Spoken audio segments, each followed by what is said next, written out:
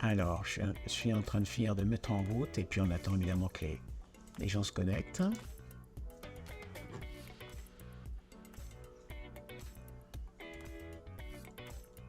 À la tienne.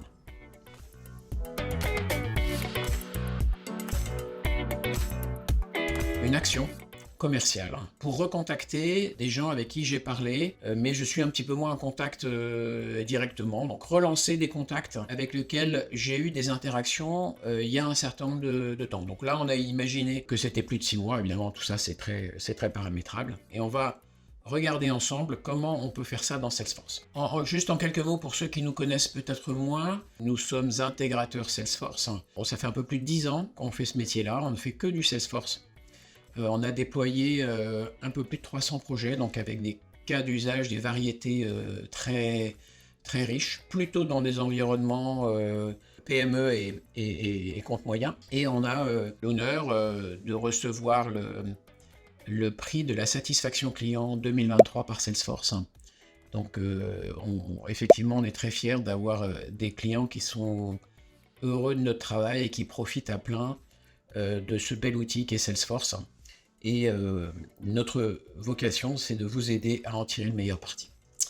On est par ailleurs organisme de formation. Vous pouvez mobiliser une partie de votre budget de formation sur un certain nombre de thématiques pour apprendre soit aux utilisateurs à mieux utiliser Salesforce, soit aux administrateurs, soit pour faire de l'analyse de données, des rapports et tableaux de bord, par exemple. Donc ça, c'est quelque chose que c'est quelque chose sur lequel on travaille toute l'année et on peut vous apporter des solutions toute l'année.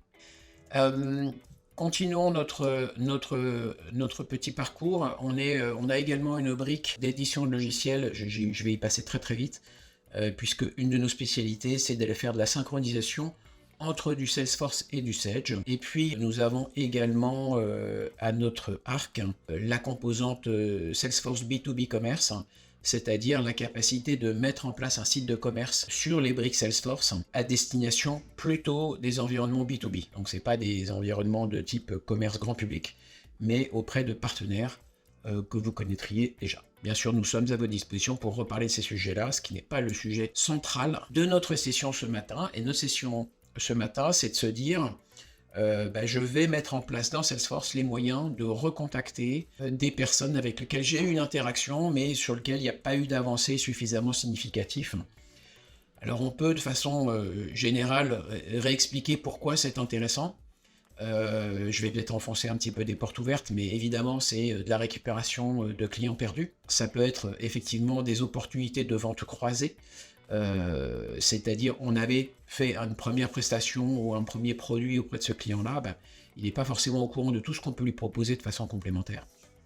C'est un feedback précieux, bien sûr, pour savoir pourquoi ça n'a pas avancé aussi vite que ce qu'on pensait, ou parce que c'était pas le temps, parce que c'était pas la bonne heure, parce que le sujet n'était pas encore sur la table auprès de nos collaborateurs, de nos clients et de nos prospects. Ça va renforcer notre relation commerciale, ça va potentiellement leur permettre de parler de nos solutions à certaines de leurs connaissances, si toutefois le produit n'avait pas de bénéfice pour eux de façon immédiate. Et puis ça participe bien sûr à la réputation de l'entreprise, réputation au sens plutôt anglo-saxon, et la finalité que ces clients pourraient avoir. Évidemment, notre objectif, c'est quand même d'augmenter les ventes, soit par de l'upsell, soit par du cross-sell, donc vendre plus de ce qu'on vend déjà ou vendre d'autres produits à des clients existants, et puis transformer des pistes en nouveaux clients dans le vocabulaire Salesforce, donc des prospects en clients. Alors, dans notre exemple, on va imaginer que c'est ITBRM qui met en place une nouvelle formation dans le cadre de son agrément Calliope, et cette formation, elle a pour vocation à aider la direction commerciale à piloter sa performance commerciale, à piloter ses réunions avec ses commerciaux. Et donc l'objectif, c'est de se dire, on va recontacter des gens qui ont été un peu délaissés et leur proposer de se réengager en leur proposant de participer et de souscrire à cette formation pilotage de la performance commerciale. En deux mots, cette formation, qui est une formation existante chez nous, elle a pour vocation d'aider le directeur commercial à organiser ses réunions hebdomadaires avec son équipe commerciale et bien pouvoir lire et comprendre les évolutions du pipeline de l'entreprise au sein de Salesforce. Voilà, donc ça c'est notre exemple. On fait on va appeler ça une campagne, et d'ailleurs on va utiliser le mot campagne, c'est le mot Salesforce qu'on va utiliser pour chercher à promouvoir cette formation auprès d'une cible que je n'ai pas recontactée depuis longtemps. Alors, ça va se passer en plusieurs étapes. La première chose qu'il faut qu'on fasse ensemble, c'est construire un plan d'action. Une fois que j'aurai construit mon plan d'action, je vais identifier les contacts auxquels je ne parle plus depuis un certain temps. Je vais identifier les comptes délaissés. Je vais identifier également des clients qui ont passé une commande, mais cette commande elle commence à dater un petit peu. Et une fois que j'ai fait ce ciblage, je vais attaquer ma prise de contact sur le cadre, dans le plan d'action que j'aurais défini au démarrage. On est dans le reprendre contact. Et puis un des objectifs, bien sûr, ça va être de mesurer l'efficacité au bout de quelques semaines, quelques mois, mesurer l'efficacité de mon action de reprise de contact de ces personnes. Alors, on va commencer par construire notre plan d'action. Et le plan d'action qu'on a imaginé ici, il est ici en 5 étapes. La première étape, c'est qu'on va envoyer un email à la base de ces contacts. On va envoyer un premier email de reprise de contact. Et puis après, on va appeler. Dans notre plan d'action, on va imaginer qu'on va pouvoir l'appeler jusqu'à 3 fois. Donc, première fois, évidemment, si on lui parle, c'est très bien. Si on laisse un message vocal, on va passer à l'étape numéro 2 pour l'appeler une deuxième fois. Et puis, si on n'y arrive toujours pas, à ce moment-là, on va faire un email de relance. Et puis, la conclusion de toute cette action, elle est soit on va réussir à contacter cette personne-là, et il y a 2 cas de figure, il est intéressé, il n'est pas intéressé, soit on va considérer qu'il est injoignable sur cette campagne-là. Voilà, donc ça c'est vraiment notre première étape, c'est-à-dire quel est le plan d'action sur lequel on va travailler. C'est ça qui va nous permettre de commencer à construire notre environnement Salesforce. Et là maintenant, je vais vous montrer des écrans Salesforce qui vont illustrer ce que je viens de dire et les étapes suivantes, la segmentation et l'exécution de ce plan. La deuxième partie, c'est donc la segmentation, savoir à qui on va parler. Et là, j'ai pris 3 exemples. Le premier exemple sur la gauche, on va aller sélectionner l'ensemble des pistes avec lesquelles j'ai discuté, mais qui n'ont pas eu de nouvelles interactions depuis 6 mois. On va aller chercher des anciens clients, à nouveau avec cette même thématique autour de la dernière activité supérieure à 6 mois. Et puis on va chercher une troisième cible qui sont des clients un peu récents, mais qui ont commandé, mais qui n'ont pas recommandé récemment. Donc des clients qui ont commandé entre 6 et 12 mois, la dernière fois qu'ils ont acheté chez nous une prestation qu'ils ont passé commande.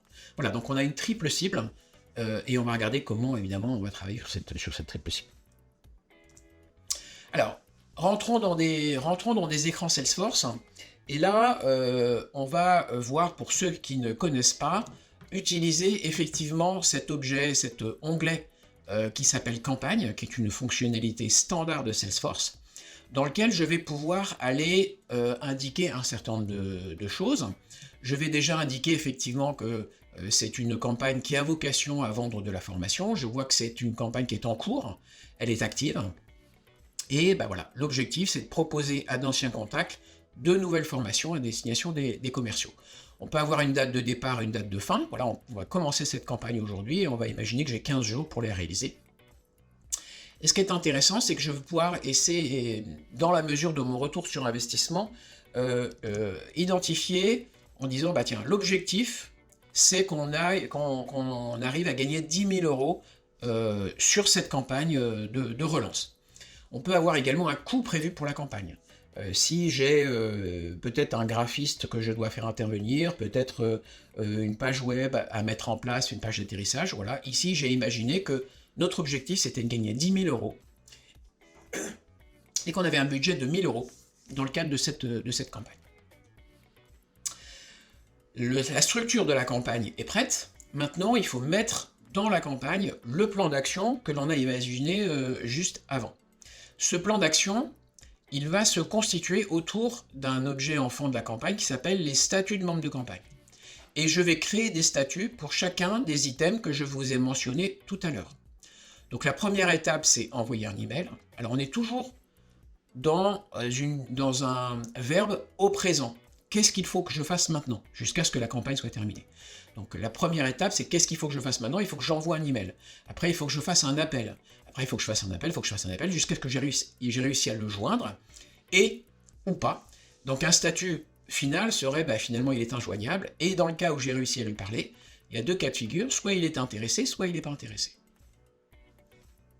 Je vais préciser au niveau de ces statuts de membres de campagne deux informations qui sont quelle est la valeur par défaut. La valeur par défaut, c'est la première étape. La première étape, c'est je dois envoyer un email. Et la dernière étape positive, qui est indiquée ici comme répondu, c'est-à-dire qu'il a finalement manifesté un intérêt par rapport à ma campagne, et on voit ici que mon statut répondu, c'est quand il est intéressé. Quand il est intéressé, ça veut dire qu'il a été sensible à ma démarche. Et on verra à quoi ça sert par la suite dans l'analyse de notre campagne. L'étape d'après, c'est rajouter les contacts dans ma campagne. Pour ça, j'ai plusieurs solutions. Et la première solution que je vous montre ici, c'est d'utiliser des vues de liste. Donc je suis dans mon onglet pistes, et j'ai fait un filtre des pistes en cours dont la dernière activité est supérieure à 6 mois. Et pour ça, j'ai mis mes filtres, mes pistes, parce que c'est moi commercial qui travaille sur le sujet. J'ai indiqué qu'il fallait que ce soit des pistes qui ne soient pas en statut hors cible. Ça, c'est des statuts d'étape d'évolution de la piste qui sont personnalisables, bien sûr. Ça, c'est un élément que l'on a dans notre environnement à nous. Et puis, on a indiqué la dernière activité, effectivement, à partir du 14 août 2023. Alors, cette dernière activité, elle est mesurée ici. Elle est pilotée par les tâches, les rendez-vous, les emails qui sont attachés à la piste. Alors évidemment, il y a un certain nombre d'utilisateurs qui sont peut-être moins sensibles à ces activités, au moins au démarrage de Salesforce, mais plus on utilise Salesforce, plus on va utiliser les activités pour mesurer notre interaction avec ces personnes. Évidemment, je vous encourage à le faire. C'est ça qui nous permet de savoir la dernière fois avec laquelle on a discuté finalement avec ces pistes. Une fois que j'ai fait ça, en fait, dans ma vue de liste, je vais avoir un bouton qui va me permettre, qui est ici, là, que je réindique ici, qui s'appelle « Ajouter à la campagne ». Donc je vais sélectionner l'ensemble des pistes de ma vue de liste, et je vais ajouter à la campagne. Je vais ici indiquer de quelle campagne il s'agit, et par défaut, je vais garder le premier statut de membre de campagne, qui était « Envoyer un email ». Et je vais cliquer sur « Soumettre ». Ça va rajouter ces 26 pistes dans ma campagne avec un statut email, envoyer un email. Ma deuxième segmentation et la deuxième manière de pouvoir rajouter des membres dans une campagne, au-delà de la vue de liste, c'est d'utiliser des rapports. Ici, je vais créer un rapport de mes anciens clients.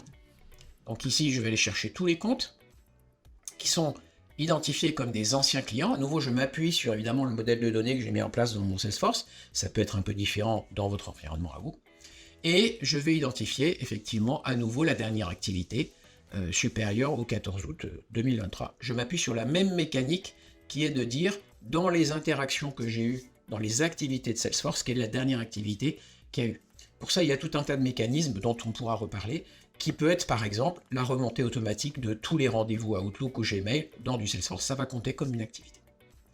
Ici, j'ai donc mes 22 nouveaux contacts que je vais envoyer de la même manière avec un bouton au niveau de mon rapport qui s'appelle « Ajouter à la campagne » avec le même statut. Dernier rapport, je m'appuie à nouveau sur un rapport. Là, en l'occurrence, il s'agit d'aller chercher mes contacts dont la dernière, on a appelé ça chez nous la dernière facture, mais ça pourrait être la dernière opportunité gagnée, date entre 6 et 12 mois, et je veux que ce soit des clients. Voilà, ça me fait une liste de contacts. Ces contacts, j'utilise la fonction ajouter à la campagne. Et maintenant, ma campagne, elle est prête. Elle est renseignée avec l'ensemble des gens que je veux recontacter. À la marge, je peux retourner dans ma campagne. Ici, je vois que j'ai 51 contacts dans ma campagne.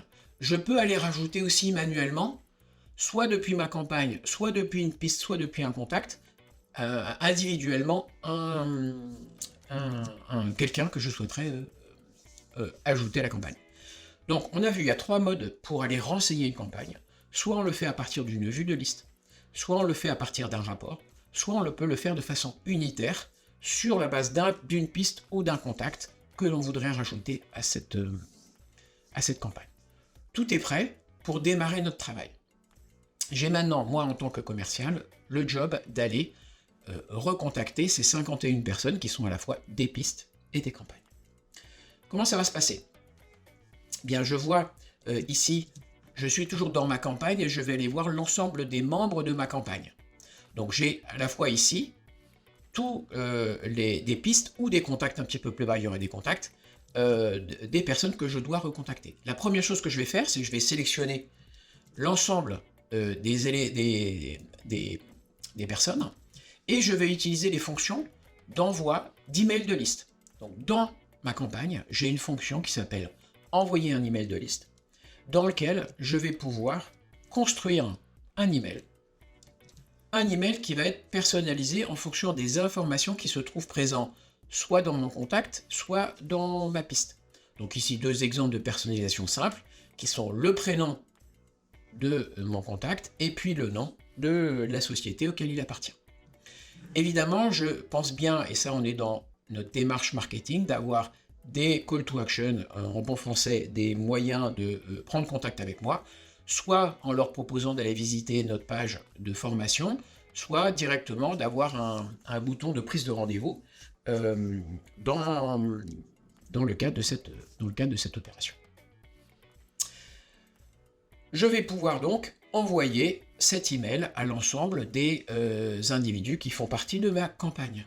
Une fois que je fais ça, je vais aller mettre à jour l'ensemble des membres de ma campagne. Donc j'ai un bouton qui s'appelle ici « Mettre à jour le statut » pour dire que j'ai bien envoyé mon premier email. Il faut que je passe à l'étape d'après qui est l'appel. À moi de décider si j'attends effectivement 24 heures, 48 heures. Bon, ça c'est après de l'organisation interne. Et je vais modifier l'ensemble de ces statuts de membre de campagne pour passer à l'étape d'après. On reconnaît un peu le chemin de l'opportunité ou le chemin des pistes pour ceux qui sont familiarisés avec ça. On a un chemin autour des membres de campagne. J'ai donc maintenant l'ensemble de mes contacts ici qui sont passés en étape appel numéro 1. Je vais donc maintenant, au fur et à mesure de la journée de mon travail, arriver sur la première personne à contacter et chercher à le joindre. Donc je vais pouvoir rentrer sur sa fiche. Alors je ne l'ai pas dans mon exemple ici. Je rentre sur sa fiche. Je peux aussi ajouter évidemment dans ma colonne son numéro de téléphone pour que ce soit plus rapide. Si toutefois j'ai la téléphonie intégrée ici comme du AirCall, ça va me lancer mon appel, ça va identifier l'appel automatiquement. Si ce n'est pas le cas, j'utilise mon outil habituel. Au fur et à mesure de mon travail, je vais faire évoluer à nouveau le statut du membre de ma campagne. Est-ce que j'ai réussi à le joindre? Est-ce que je lui ai laissé un message? Si je lui ai laissé un message, je vais passer à faire appel numéro 2. Si j'ai réussi à le joindre, à ce moment-là, je vais indiquer s'il est sensible à ma démarche ou pas, en disant s'il est intéressé ou pas. On va utiliser pour ça les statuts de membre de campagne. Du coup, au fur et à mesure de mon travail, on va commencer à avoir une évolution des statuts de membre de campagne. Ici, on voit que j'ai encore 27 contacts sur lesquels il faut que je fasse mon premier appel. J'en ai 8 qui m'ont déjà indiqué qu'ils n'étaient pas intéressés. J'en ai 5 en appel numéro 2, j'en ai 5 qui sont intéressés, j'en ai 5 qui sont injoignables, etc., etc. Donc ça va vivre au fur et à mesure de mon avancée de transfert de ces étapes de membres de campagne. Plus je vais avancer, plus je vais commencer à cristalliser un business potentiel. Et ça, c'est l'autre intérêt, évidemment, de la campagne, au-delà de structurer ma démarche commerciale. Ça va être de dire que dès que je vais commencer à avoir des opportunités qui apparaissent, elles vont être mesurées directement dans ma campagne. Et donc, je vois ici les opportunités générées par les différents contacts que j'ai eus avec les membres de ma campagne. J'ai une synthèse également ici. Vous voyez ici que j'ai 2 opportunités dans cette campagne, que j'en ai une qui est déjà gagnée, c'est super. Et du coup, je vois tout de suite que j'ai aujourd'hui 5 700 € d'opportunités totales sur mon objectif de 10 000, dont 4 500 sont déjà gagnés. De l'autre côté, je vois la répartition des membres de campagne qui est assez proche de celle que je vous ai montrée tout à l'heure. Alors là, on a un exemple dans lequel il n'y a qu'un seul commercial qui travaille. On a des clients qui utilisent les campagnes, qui sont des campagnes génériques, dans lesquelles il y a plusieurs commerciaux qui sont en charge d'appeler chacun des contacts, et on se base sur le propriétaire du contact ou de la piste pour aller distinguer ces différentes actions. Voilà un petit peu de façon générique ce que je voulais vous présenter ce matin, avec de façon très très opérationnelle, sur une campagne d'appel de gens auxquels on veut présenter une formation, avec une segmentation assez variable entre des pistes un petit peu qu'on a contactées il y a quelques temps, mais sur lesquelles on n'a pas eu de nouvelles interactions, des comptes clients qui sont devenus des anciens clients avec lesquels on parle peut-être un peu moins pour le moment, et puis des clients relativement récents, mais qui n'ont pas recommandé récemment. Est-ce que vous avez des questions concernant ce que je vous ai présenté? N'hésitez pas du coup à rouvrir votre micro si c'était le cas. Moi, je veux bien rebondir à chaud. Donc, je suis Sophie Schmitt. Donc, moi, Vincent, tu vois, j'ai mis du temps à venir sur ces webinaires, mais maintenant que je crée effectivement des événements, des tâches, j'ai envie d'aller plus loin. Donc, je vois qu'avec les campagnes, c'est une opportunité d'utilisation. J'avoue que j'ai suivi jusqu'aux pistes, mais qu'aujourd'hui, les rapports, c'est pas encore, je suis pas encore au clair sur les rapports. Mais déjà, voilà, de tracer effectivement par les campagnes les relances des clients. Je ne l'avais pas mis en œuvre et donc je vais tester ça. Alors, en fonction des projets sur lesquels on travaille, on ne met pas forcément tout de suite en œuvre les campagnes. Ça peut être parce que ce n'est pas une demande initiale dans le cadre de notre projet. Et parfois, ça peut être comme tu l'expliques, et c'est très très fréquent. Il faut déjà avoir un premier démarrage d'usage de Salesforce pour comprendre comment sont organisées les données et puis se concentrer sur la raison sur laquelle on a pris Salesforce au démarrage, qui sont la gestion des opportunités, du pipeline, etc. Et c'est assez fréquent que ça arrive dans un deuxième temps. Donc ce que tu évoques, c'est tout à fait classique, de se dire, tiens, maintenant on a bien embarqué dans Salesforce pour ce sur quoi on a souscrit à Salesforce, essayons d'aller plus loin, et le fait effectivement de savoir comment on renseigne la campagne, etc., nous on est là pour ça, aussi pour t'aider à mettre ça en place. Merci. Est-ce qu'il y a d'autres questions?